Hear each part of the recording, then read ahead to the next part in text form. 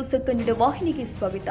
ರಾಯಚೂರು ಜಿಲ್ಲೆಯ ಲಿಂಗಸಗೂರು ತಾಲೂಕಿನ ದೇವರ ಭೂಪುರ ಗ್ರಾಮದ ಬಳಿ ಹನುಮಂತಿ ಅಮರೇಶ್ 45 ವರ್ಷ ನಾರಾಯಣಪುರ ಬಲದಂಡೆ ಕಾಲುವೆ ಭೂಪುರ ಬಳಿ ಮಹಿಳೆ ಬಟ್ಟೆ ಒಗೆಯಲು ಹೋಗಿ ಕಾಲು ಜಾರು ಬಿದ್ದು ನೀರು ಪಾಲಾಗಿದ್ದಾಳೆ. ಅಲ್ಲಿ ದನ ಕಾಯುವ ಹುಡುಗರು ನೋಡಿ ಅವರ ಕುಟುಂಬಕ್ಕೆ ತಿಳಿಸಿದಾಗ ದಿಗ್ಭ್ರಾಂತರಾಗಿ ಕೆನಾಲ್ ಹತ್ತಿರ ಬಂದು ಅವರ ಗೋಳಾಟ ಮತ್ತು ಆಕ್ರಂದನ ಮುಗಿಲು ಮುಟ್ಟಿದೆ. ಈ ಸಂದರ್ಭದಲ್ಲಿ ಊರಿನ ಗ್ರಾಮಸ್ಥರು, ಅಗ್ನಿಶಾಮಕ ದಳದವರು, ಪೊಲೀಸ್ ಇಲಾಖೆ ನಿರಂತರ ಹುಡುಕಾಟ ಮಾಡಿದ್ದಾರೆ.